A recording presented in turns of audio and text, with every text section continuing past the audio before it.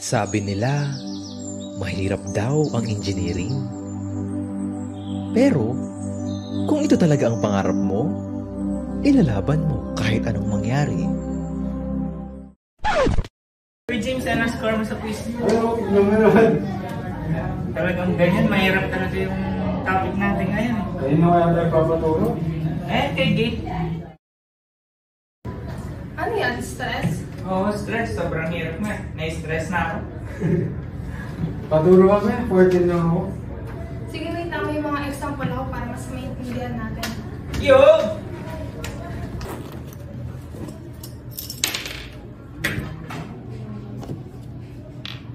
Para ma-explain ko yung pinagkaiba ng normal stress, bearing stress, at shear stress, gagamitin ko itong mga object na to para ma-explain yung mga concept nila. First, itakal muna natin yung normal stress. First example is itong rope. Mag-apply ako ng force dito sa dulo. The direction of force is going to the left. So kapag kinat ko itong section na to, yung cross-sectional area ng rope is circular. As we observe, yung force na in-apply ko is perpendicular sa area. It means yung paghila ko is nag-cause ng normal stress. In short, normal stress occurs when a force is applied perpendicular to the surface of material. Meron din dalawang type ng normal stress, compressive and tensile stress. Yung kanina, itong is example siya ng tensile stress. So ano ba yung pinagkaiba ng tensile and compressive?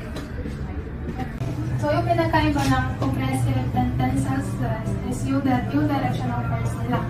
Sa tensile, kinikila or elevate niya yung object. Sa compressive stress naman, compress or i-squeeze niya yung object. The formula of normal force is equals to P over A. P is yung force, and A is yung cross-sectional area. Gate, may tanong daw si James. Ano yun?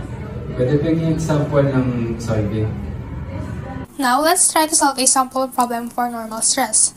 The rope is being pulled with a force of 200 newtons, and its diameter is 4 millimeters.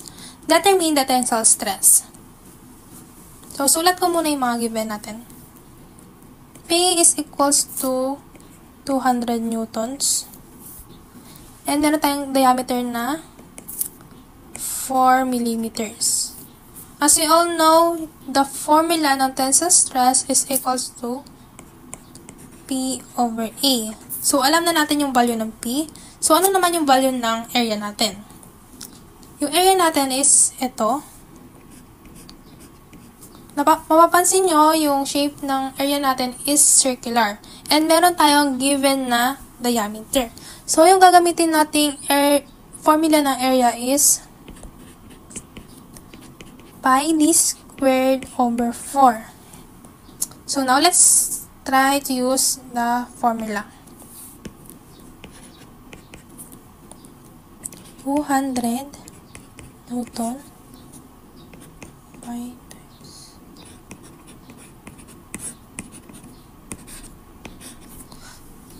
After substituting yung mga given at yung formula ng A doon sa formula ng tensile stress, ang makukuha nating tensile stress is equals to 15.915. So, niround off ko na siya in 3 decimal places. And yung unit niya is Newton per millimeter squared or MPa. So, ito na yung final answer natin. Now, let's understand shear stress by using this paper puncher. So, kapag pinaras ko tong handle, it forces the sharp metal with the puncher through the stock of the paper. As the metal cut through the paper, it applies shearing stress to the material. So, para malaman na shear stress yun, yung direction of force is dapat parallel sa surface ng object. So, ito yung nagkakos bakit nang-cut yung papel. If I press this handle, it forces the sharp metal of the puncher through the stock of paper. As the metal cut through the paper, it applies shearing stress to the material. Shear stress is denoted by tau equals to V over A. V is yung force applied, and A is yung cross-sectional area that is parallel to the force. So now let's try to solve a sample problem for shear stress. What force is required to punch a 5 mm diameter hole in 20-page paper that is 2 mm thick given that the shear strength is 10 MPa. First, sulat ko muna yung mga given natin. Meron tayong thickness na 2 mm. So, yung 20-page na paper natin is meron silang thickness na 2 mm. Ayun yung total thickness nila. So, meron rin tayong given na diameter ng hole na which is 5 mm.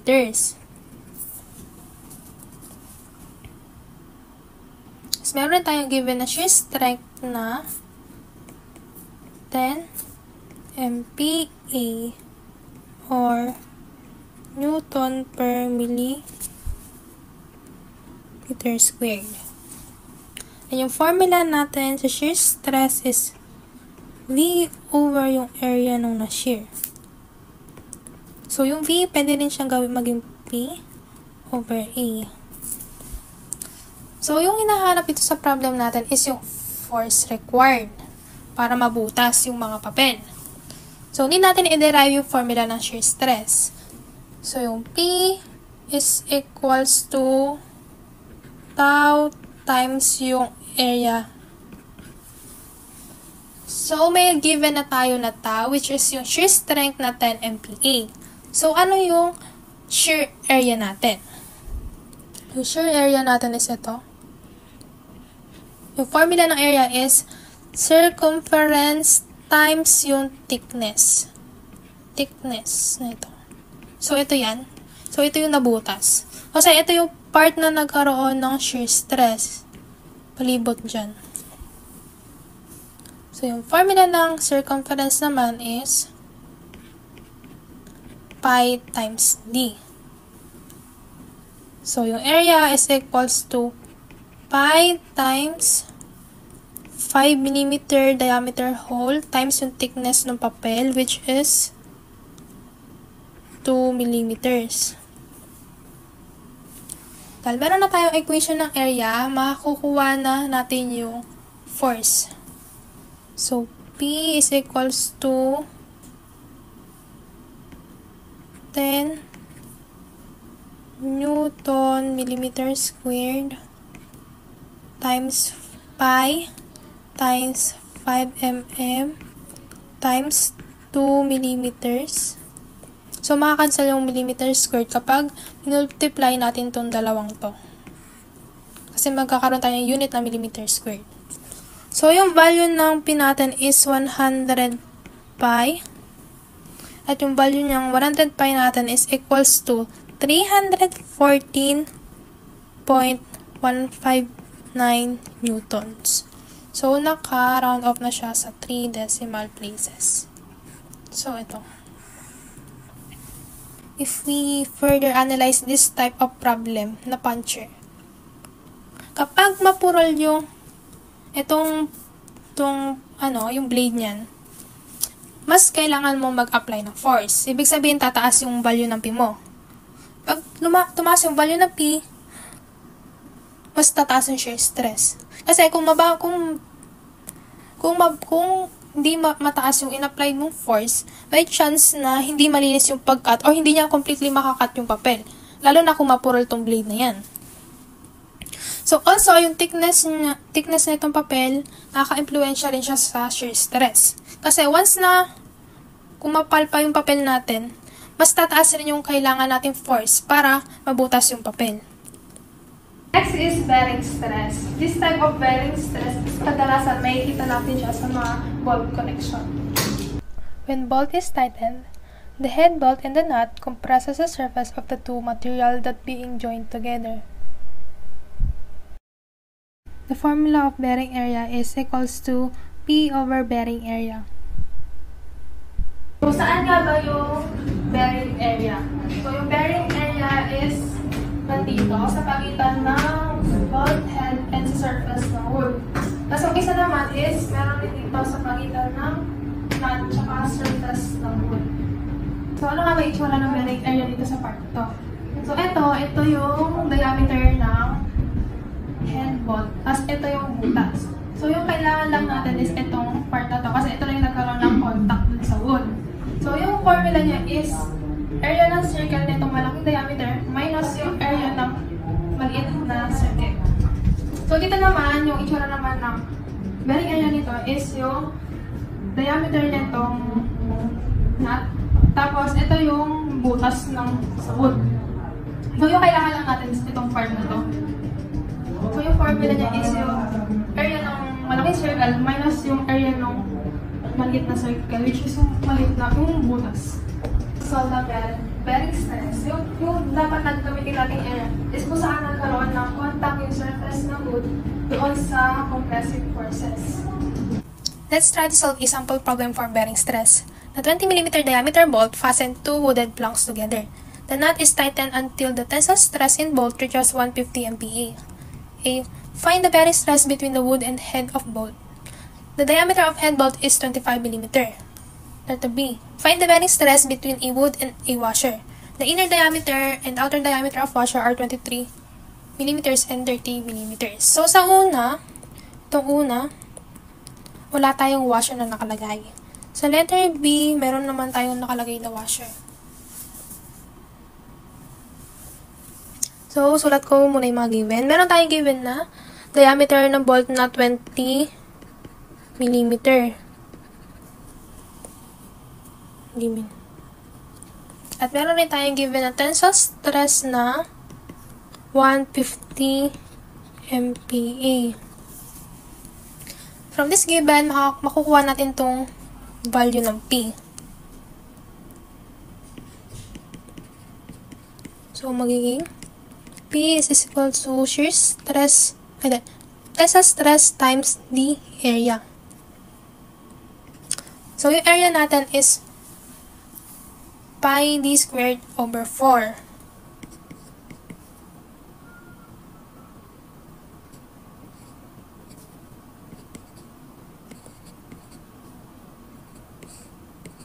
Kasi, kaya siya naging pi d squared over 4.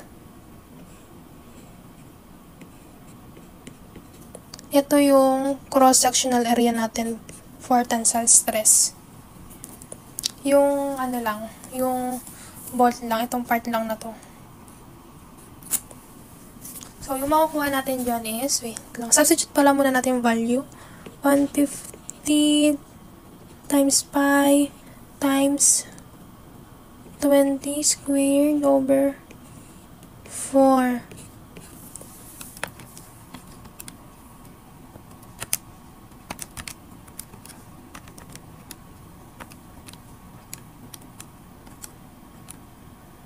So, meron tayo 15,000 pi.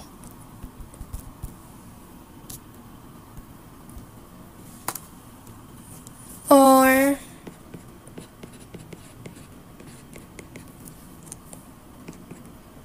47123.8898 newtons. So, ito yung given P natin. Itong P is gagamitin natin para makuha yung mga bearing stress.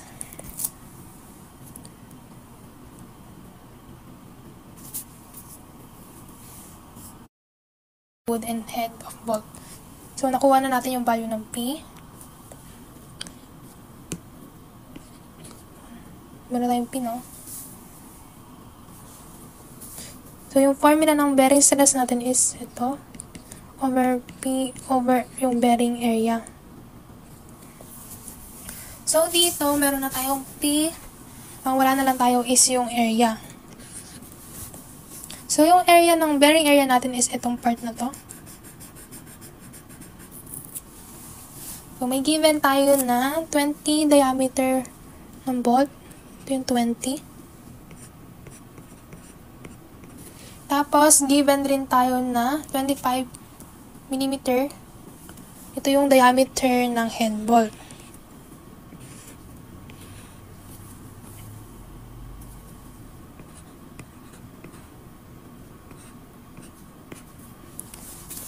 Bearing area is ito.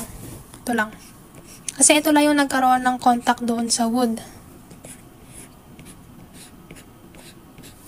So, yung area niyan is 2 sa D1 minus D2 squared to. Over 4. Ibig sabihin yan, ima-minus natin yung area nitong malaking circle dito sa... So, yung malaking area ng malaking circle minus sa maliit na area ng maliit na circle. So, ayun lang yung bearing area. Ito lang.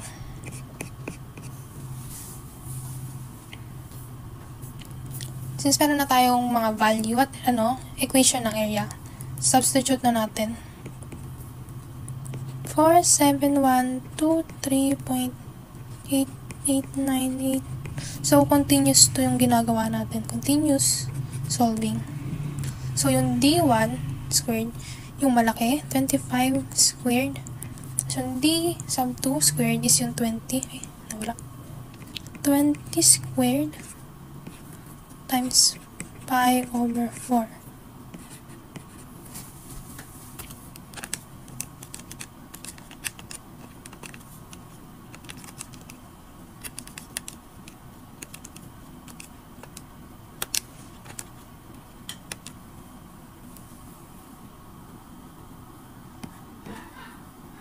So, 66.667 MPa. So, ito yung answer natin sa letter A.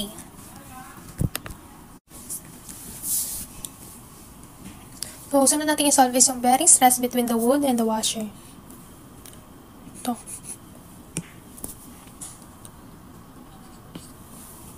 So, yung formula ng bearing stress is sigma sub B is equal to P over yung bearing area. So, ito yung FBD natin. So, nagkakaroon tayo ng compressive force dito. So, parang mas kinocompress natin yung wood.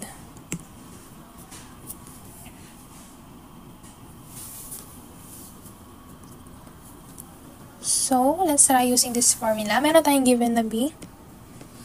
P. May given na tayong P. So, ano yung bearing area natin for this?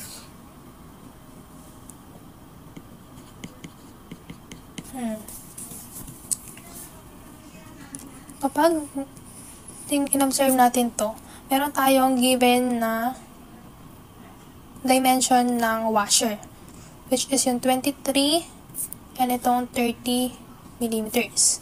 So, yung inner diameter natin is 23 millimeters. And outer diameter natin is 23. Ay, 30 pala. 30 millimeters.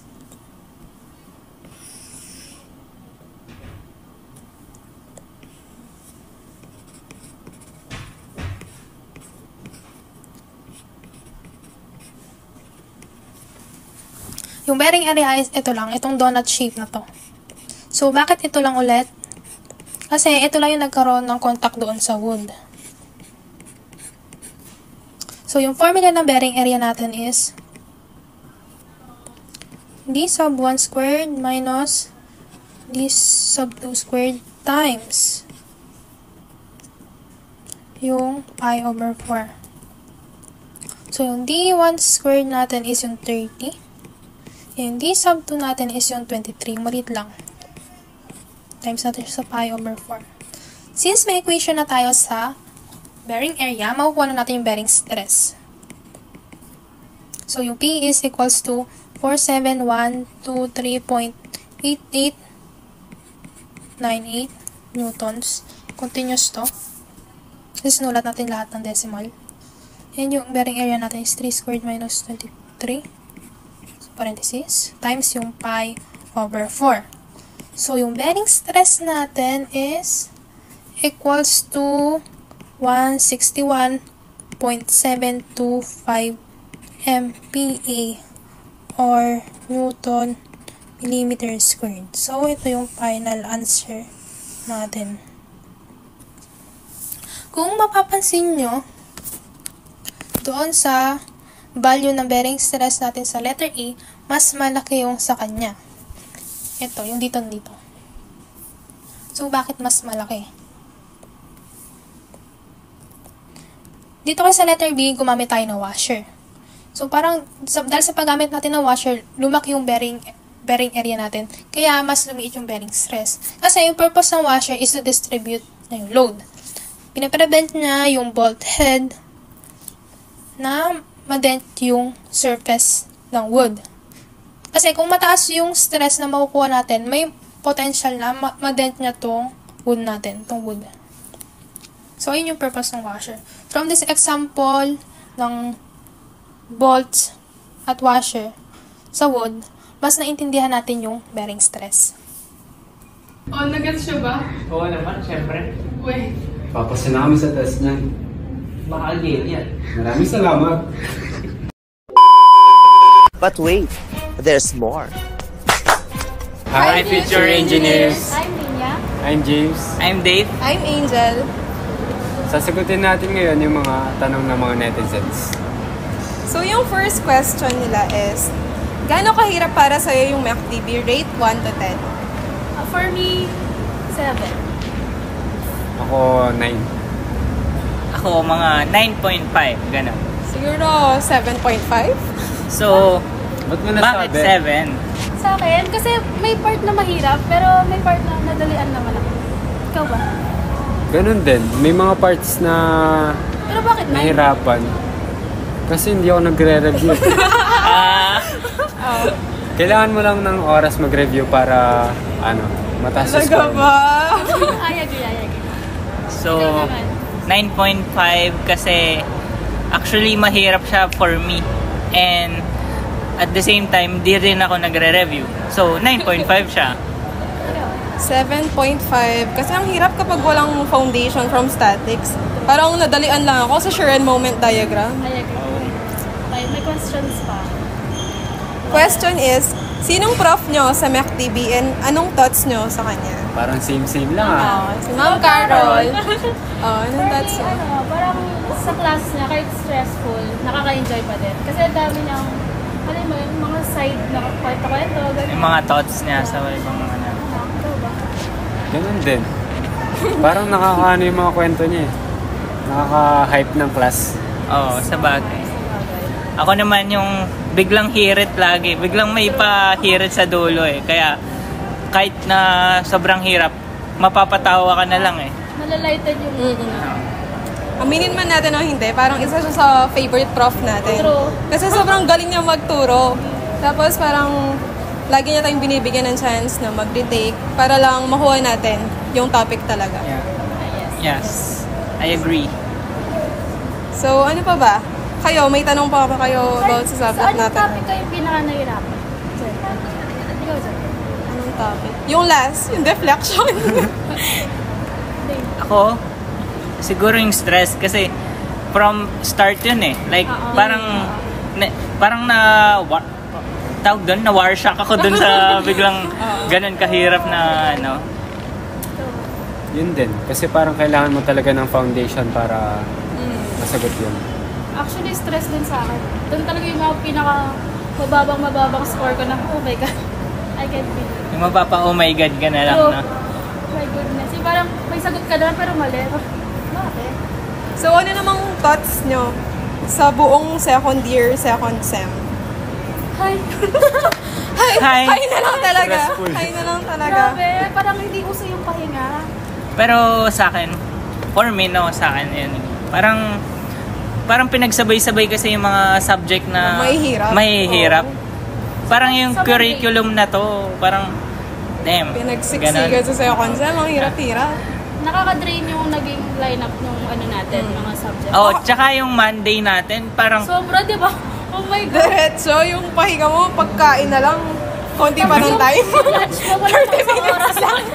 Tapos Tsaka may quiz ka pa sabay-sabay naman. Oo. sabay-sabay nagbibigay ng mga Requirements. Tignan mo nga yung pending natin ngayon, 7. 7. Tapos may deadline pa today. Diyos ko naman. Okay naman ba yung grades nyo sa MacDB? secret. Right now, okay lang. Secret. Okay lang sa akin to right now. Pwede Pero na. hindi ko alam. sa akin the drop ko, 68 lang. Uy. Kere pa yan? Kere mo i-clutch May yan? grades review. Ano pa ba? Napag-uusapan pa ba tayo? So, yun na lang. Magbibigay na lang ba Yun po, tayo okay ng na yun. mga... Siguro mag-share na lang tayo sa akin ng mga Sa mga Future first year. engineers. Oo, sa mga Mga first year, future ano na second year. masasabi niyo para sa mga first year? Aralin nyo na yung statics.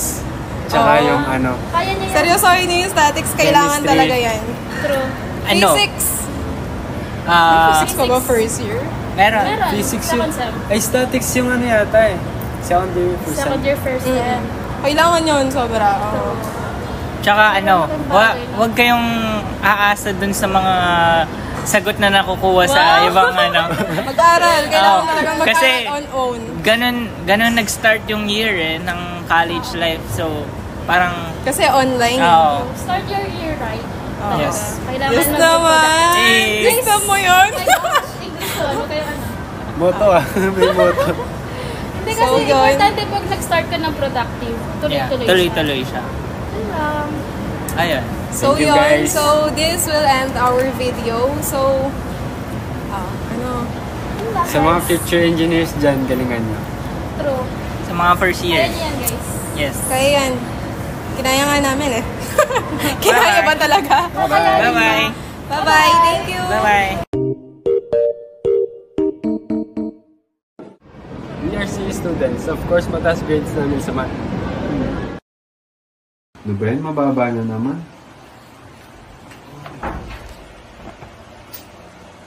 We are CE students. Of course, masaya kami sa course namin. Ba't ba kasi ako nag-CE? Sana nag-chef na lang ako. We are CE students. Of course, kompleto lagi tulog namin. Hoy, matulog ka na. Last problem na ako, 10 minutes na lang. We are CE students. Of course, nakakagala pa din kami lagi. Hello, baka hindi pa ako makakasama. May tinatapos pa kasi akong lecture. We are CE students. Of course, lagi kami sigurado sa ginagawa namin. 5 million minus 230 over... We are CE students. Of course, favorite prof namin si Ma'am Carol.